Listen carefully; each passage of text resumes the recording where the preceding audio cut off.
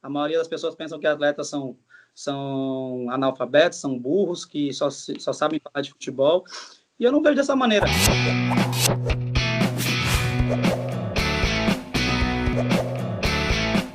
O GE Divide Tela hoje, mais uma vez, internacional, com o jogador do Tottenham da Inglaterra, o Lucas Moura, que a gente viu aqui no São Paulo, nas categorias de base, depois subindo para o profissional, indo para a Europa, e agora na Liga Inglesa.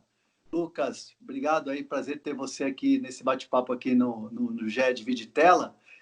Voltando já às atividades, já treinou, porque ontem teve o anúncio, né, da volta dos treinamentos da Premier League, você já trabalhou, como é que foi?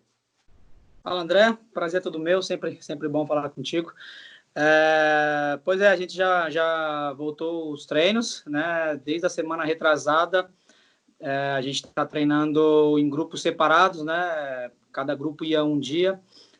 Então, desde a semana retrasada, a gente está eu treino um dia sim, um dia não. E nessa semana, a partir de ontem, começou a treinar todos os dias, mas ainda em grupos separados, em grupo de 5 jogadores, cada horário, mas daquele esquema, sem contato, sem mantendo a distância, e aí a gente vai treinando assim. E é diferente, né? O que já dá para vislumbrar assim, em relação à questão tática mesmo, técnica? Esses treinamentos eles são bem diferentes mesmo. Praticamente como você dá, sei lá, 10 passos atrás em relação ao que é um treinamento normal. Mas, de alguma maneira, dá para ver assim, algo nesses trabalhos que possa ajudar, de repente, tática e tecnicamente? É bem estranho, né? É um período bem atípico que a gente está vivendo. A gente nunca imaginou passar por isso. Imaginar um futebol sem contato e treino sem competitividade, né? Sem drible, sem defesa, sem cruzamento, treinando bola parada, essas coisas. É bem estranho. Então, a gente tem tentado compensar na parte física, né? Eu, como atacante, né, nos tiros curtos, na volta para recompor de um possível contra-ataque, numa finalização, mas, como eu disse, mantendo a distância, sem drible, sem essa questão de um contra um, mais trabalhando a parte física e a parte de finalização mesmo. O que muda assim do futebol francês, do futebol do brasileiro em relação ao futebol inglês? A gente fala muito da questão da força, da intensidade, do melhor futebol que é jogado no mundo. Você sentiu assim muita diferença ou assim, a gente viu a sua adaptação muito rápida, evidentemente, porque você é um jogador talentoso, mas você sentiu muita diferença assim de um futebol para o outro? A experiência que eu tive nesses três países, né, o Campeonato Brasileiro, o francês e o inglês, assim, com uma opinião pessoal, eu acho que o inglês é muito diferente, é realmente o futebol mais competitivo do mundo. Eu acho que se sobressai pela intensidade de jogo, André. Acho que e a disciplina tática, né, dos jogadores aqui é muito alta. E os ingleses, ele por natureza, são muito competitivos. Então, nos treinos, seja qual for o treino, eles dão o máximo, eles querem ganhar. Então, é muito diferente. O jogo sempre é intensidade máxima. Então, quando eu cheguei aqui, eu passei a trabalhar muito, sofri muito no começo com a parte física, né? Primeira pré-temporada aqui foi muito difícil. Eu acho que sobressai por isso, além da qualidade técnica, né? De ter muitos jogadores que vêm de diversos países para jogar aqui, por causa também da beleza da liga e também do poder aquisitivo dos clubes, né? Então tá recheado de grandes jogadores, acho que sobressai por causa disso, né? Da diversidade. Acho que a Liga Francesa é um pouco mais física, né? A estrutura dos gramados, dos estádios é um pouco mais baixa. E eu acho que o Brasil a gente aposta muito no lado técnico, né? No lado da qualidade técnica individual de cada jogador, deixa um pouco a desejar do lado da disciplina tática, do posicionamento, de jogar sem a bola. E aqui eu acho que tem um conjunto de tudo isso: físico, técnico, disciplina tática, e a estrutura dos gramados de cada estádio é perfeita. Você, quando muda, né, de liga, quando você muda de país, muda de campeonato, de tipo de jogo, em algum momento você ficou assim com uma pulga atrás da orelha, um pontinho de dúvida em relação ao teu sucesso nessa liga? Não, não. Claro que rola aquele receio por estar saindo de um lugar que você conhece, que você já está adaptado, e está indo para um lugar que você não conhece ninguém, não tem essa intimidade ainda, uma liga diferente. Sempre rola aquele frio na barriga, mas medo de maneira alguma, né? Até porque eu passei 5 anos no PSG e todo mundo sabe, os últimos 6 meses foram muito difíceis para mim. Então, surgiu a oportunidade de vir para o Tottenham para jogar na Premier League, e um clube que também está sempre jogando na Champions League. Então, eu tinha que aceitar esse desafio, de dar esse passo na minha carreira, de buscar coisas novas e também de poder realizar um sonho de jogar na Premier League. Então, assim, foi uma decisão muito acertada. Estou muito feliz aqui, vivendo uma experiência fantástica. E como é que tem sido esses dias assim de isolamento, né? Que, né, todo mundo passando, muita gente ainda passando, a gente está passando por isso. Vocês aos poucos assim já na Europa a situação está um pouco mais diferente, né? Já tem uma coisa assim mais tranquila, aos poucos a vida vai voltando ao normal. O que foi mais difícil assim nesse período, além, claro, evidentemente, de ficar sem poder praticar futebol, sem poder trabalhar, enfim, sem poder ir ao estádio, ir ao centro de treinamento? O que foi mais assim complicado para você?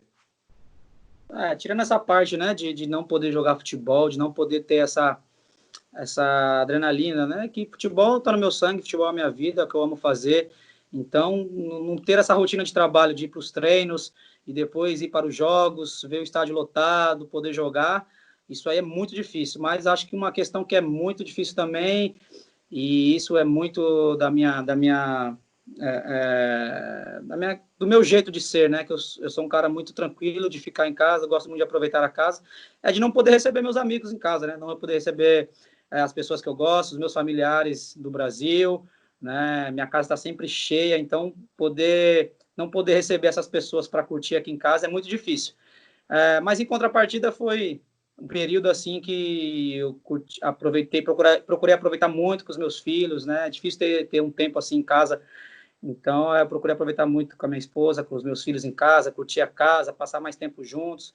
Então foi um período que a gente procurou crescer muito nesse quesito, né? De poder curtir mesmo a família, de verdade. A gente que tem uma vida muito parecida, né? Porque afinal de contas a gente não joga, mas a gente acompanha vocês nos jogos. A rotina é um pouco parecida e a sensação que eu estou tendo assim trabalhando de casa aqui com os meus 2 filhos também é que você vai criando mais laços, né? Você vai criando memórias com os Exatamente. filhos, né? São coisas que Exato. vão acabar ficando, né? Para sempre eles vão lembrar e vocês também vão lembrar. Você também tem essa sensação assim dessa coisa de criar laços de memórias, principalmente para as crianças? Exato, tenho sim, bastante. Inclusive o Pedrinho, né, que é o mais novo, completou 8 meses na semana passada. Ele começou a engatinhar, né? E eu pude ver também os primeiros dentes nascendo e tal. E talvez, se tivesse tudo normal, eu no treino, viajando, nos jogos, eu ia saber pelo celular, pelo WhatsApp, né? A esposa ia falar, cresceu, nasceu o dente do Pedro, olha, ele tá engatinhando. E eu tô podendo acompanhar tudo isso de perto agora, né? Então é muito bacana e, como eu falei, a gente procura aproveitar isso, criar mais esse laço, né? Passar tempo de qualidade, né, com os nossos filhos, que é isso que importa, né? A pandemia tem o seu lado positivo, né? Se a gente é otimista, a gente acaba sempre vendo o lado positivo. A paternidade, Lucas, o que ela te ajudou, assim, no sentido de amadurecimento também como profissional dentro de campo? Cara, me ajudou muito em tudo, né? Não só dentro de campo, mas na maneira de chegar à vida, da maneira de lidar com os problemas, porque a gente vê a pureza, né, das crianças, vê que para eles nem imaginam o que a gente está vivendo, né? A pandemia que a gente está vivendo. Então, eles só querem curtir dentro de casa, querem dar risada, querem brincar e querem os pais do lado, né? Não importa o brinquedo. Às vezes, uma simples garrafa vazia que faz um barulho quando a gente pisa já é motivo para eles darem risada. Então, assim, o Miguel, né, que é o mais velho, ele nasceu em Paris em novembro de 2017, no período que eu não estava jogando, no período que eu ia para os treinos e nem convocado era para os jogos. né? Então ia para o treino e voltava para casa, enquanto os outros jogadores estavam indo para a concentração, estavam indo para os jogos. Então, quando eu chegava em casa, quando eu pegava o Miguel no colo, aquilo fazia eu esquecer de todos os meus problemas, me fortalecia muito e me ajudava também a não desanimar, a sempre dar o meu melhor, porque se antes eu já tinha que ser um exemplo, né, para as pessoas que me seguem, para as pessoas que me acompanham, que acompanham a minha carreira, hoje eu tenho que ser um exemplo para quem está dentro da minha casa, né, para os meus filhos, para minha esposa. Então, assim, muda completamente, né, quando você é pai, a maneira de você enxergar a vida e poder se comportar de uma maneira diferente, até mesmo nas entrevistas, né, diante das dificuldades, para você poder dar um exemplo, um bom exemplo para os seus filhos, né? Qual que é o teu grande momento? Sem dúvida nenhuma, imagina que os gols que você marcou pelo Tottenham, né, na Liga dos Campeões, aquilo evidentemente marcou demais. Sem dúvida.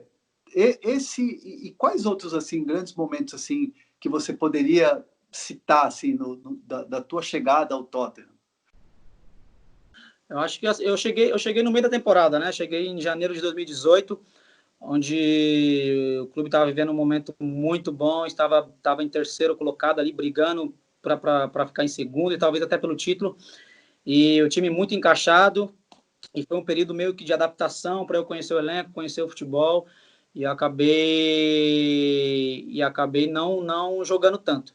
Mas na temporada seguinte foi sem dúvida a minha melhor temporada, 15 gols, 10 gols na Premier League, que é algo muito difícil de acontecer, e ainda mais para mim. Eu sempre falei que eu não sou um fazedor de gols, não sou um artilheiro, sou um cara que eu jogo muito para o time, gosto de acelerar o jogo, gosto de criar situações para os atacantes marcarem, mas a gente sabe que é importante fazer gol também, né?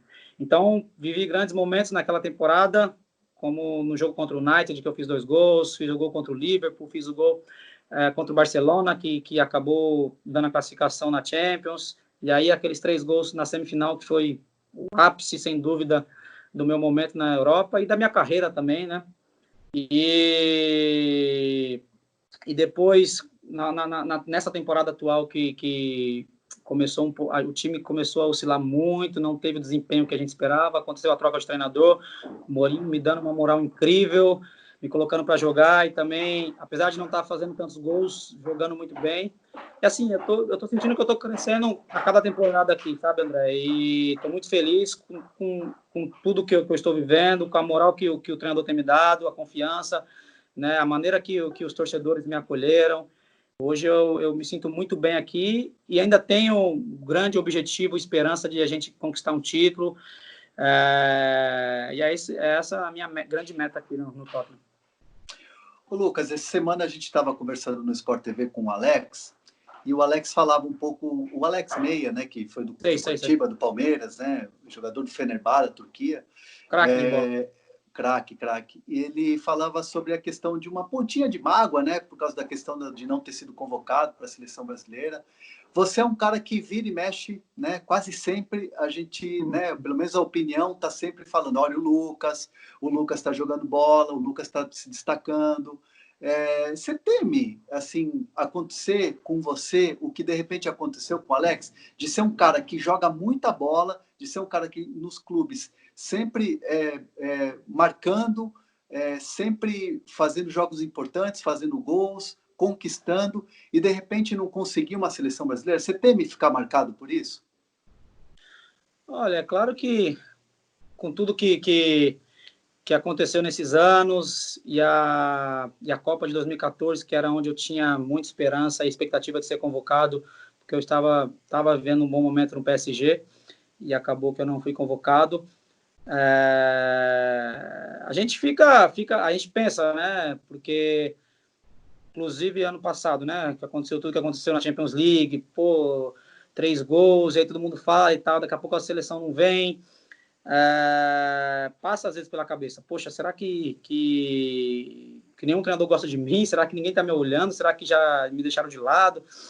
E não vou mentir porque isso passa assim na cabeça do jogador, até porque quando você está num lugar como a Premier League, jogando num clube que está sempre brigando ali entre os primeiros colocados, se destacando, jogando a Champions League, uma final de Champions League e acaba não sendo lembrado, você acaba ficando com esse receio de, pô, o que mais tem que fazer para poder ser lembrado, né?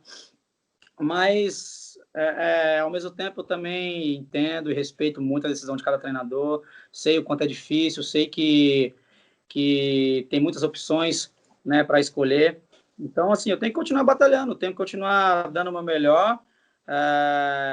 Hoje eu sou um cara muito mais maduro, já sei lidar muito bem com as decepções, com as dificuldades. Então, assim, tem que continuar treinando, tem que continuar batalhando, dando o meu melhor. E a única chance de eu poder voltar para a seleção, de realizar um sonho de jogar uma Copa do Mundo, é não desanimando, é dando cada vez mais o meu melhor. Mas, sem dúvida, fica assim o receio de não estarem te observando. Mas é opção de cada treinador, né? Às vezes nem sempre é quem está vivendo o melhor momento, é quem o treinador confia, é quem o treinador já acompanha há mais tempo, já conhece. Mas a esperança está sempre dentro aqui de mim, então nunca vou desistir. E a torcida do São Paulo que, nos últimos tempos, aí com uma entrevista do Wagner Ribeiro, né, que é teu representante, um dos teus representantes, cara, a torcida ficou maluca, cara. Você sentiu essa repercussão aí? Eu senti, muita gente falou e eu nem tinha entendido nada. Eu falei, caramba, quem que falou isso? Tal? Aí eu ver que era o Wagner Ribeiro. Na verdade, o Wagner ele é meu amigo, né? Não tem mais nenhum contrato, nenhum vínculo com ele. É o Júnior Pedroso agora, né? Exatamente. Mas ele tem um laço pessoal muito grande comigo, com a minha família. Então ele sabe do meu desejo, o meu sonho de um dia poder voltar para São Paulo, né? E sabe que eu tenho esse plano, essa meta na minha carreira. Mas ainda tenho coisas para conquistar aqui, ainda tenho objetivos aqui no Tottenham. Acho que o clube está crescendo muito com a chegada do Mourinho e principalmente depois da temporada passada, acho que alcançou outro patamar, está crescendo. Então tenho o objetivo de ser campeão aqui, né? Eu fui campeão no São Paulo, do PSG. Quero muito ser campeão aqui, marcar meu nome de vez na história do clube. E quando eu estiver decidido a voltar para o São Paulo, se o clube me quiser, com certeza irei para lá. Você voltaria para outro clube brasileiro?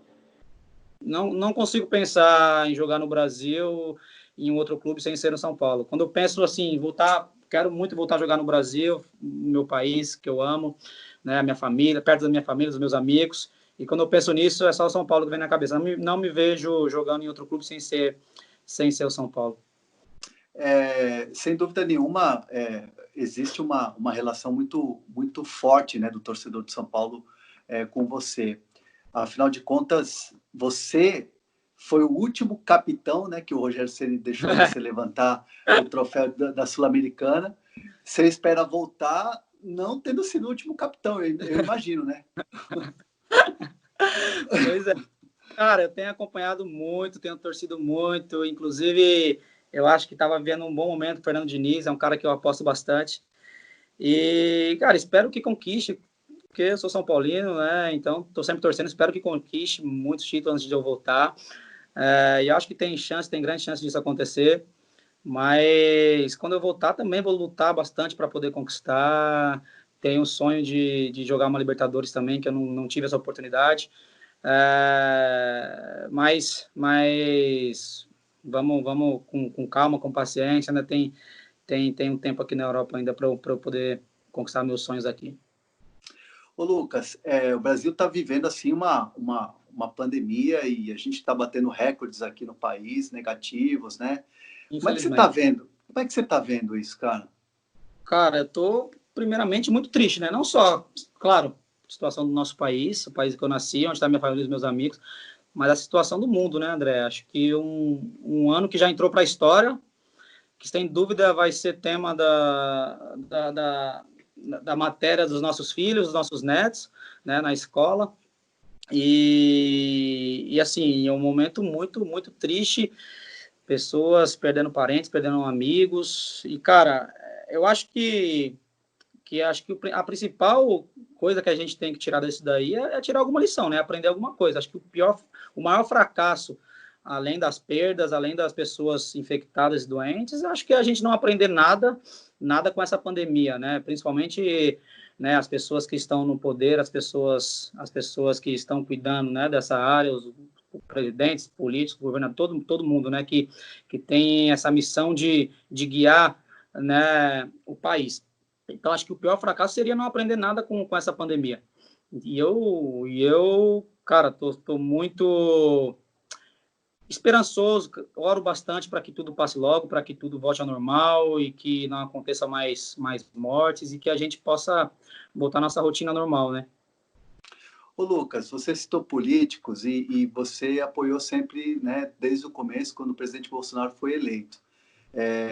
Você até falando sobre essa questão de aprender com os erros, já tivemos 2 trocas de ministros da saúde, que é uma situação assim que, no meio de uma pandemia, é algo caótico.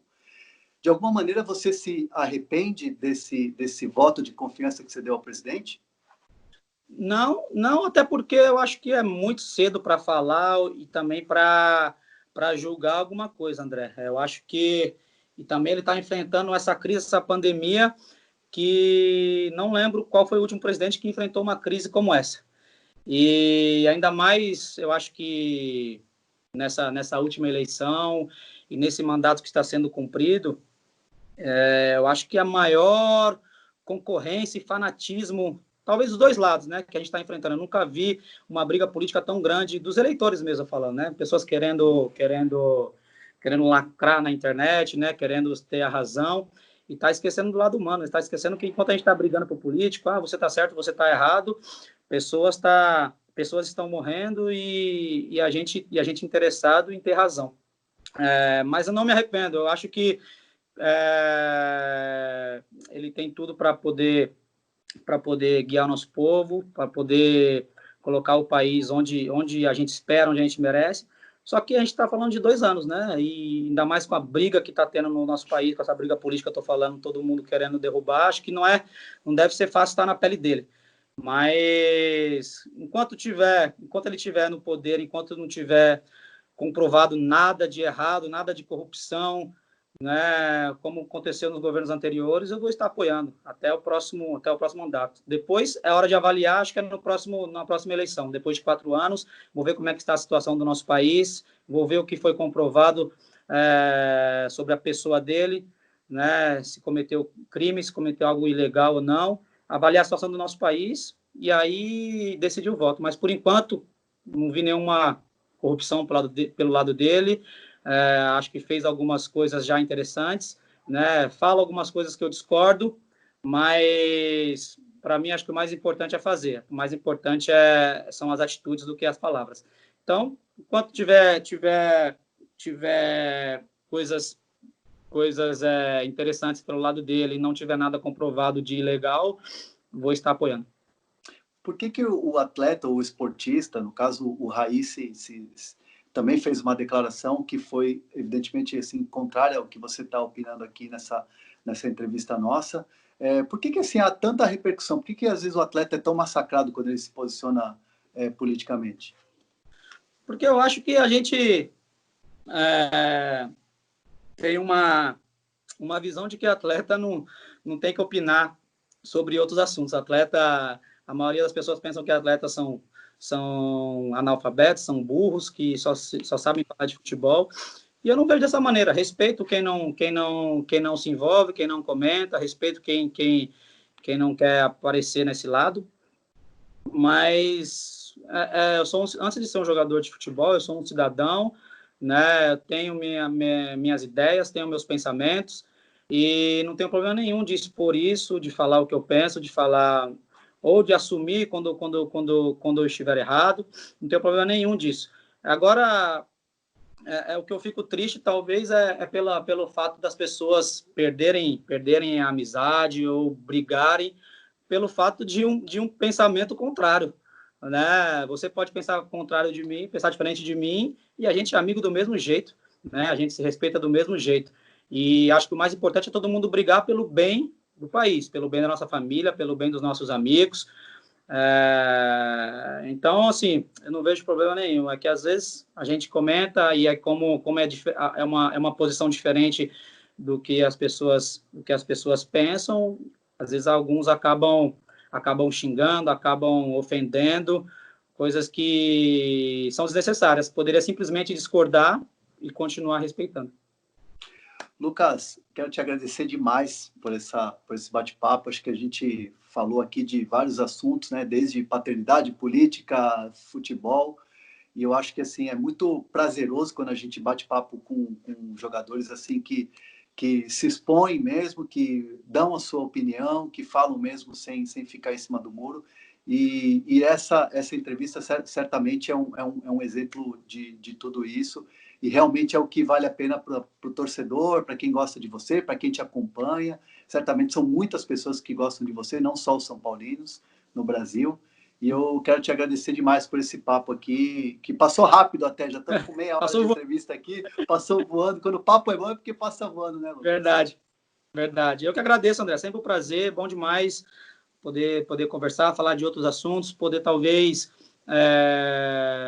dar opiniões, né, e posicionamentos que as pessoas que gostam de mim, que me acompanham, que torcem por mim, ficam esperando, né, o que o ídolo pensa. Então, acho que isso é importante, ninguém deveria ter vergonha ou medo de falar sobre qualquer assunto. Se tiver, acho que o mínimo de conhecimento ou de senso, talvez seria interessante se posicionar. Show, Lucas. Obrigadão. Eu que agradeço. Valeu.